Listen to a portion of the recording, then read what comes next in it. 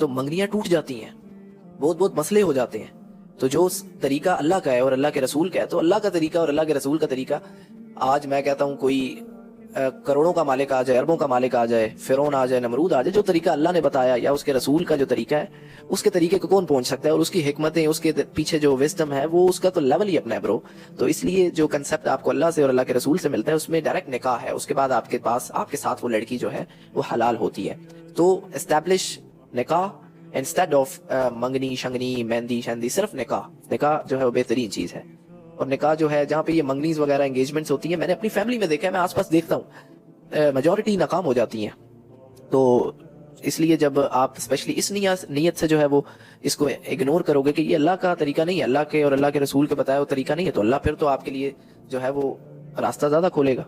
तो इसलिए जो है, whenever you want to go for a marriage, so go for a nikah, not for engagement or mangni or like that.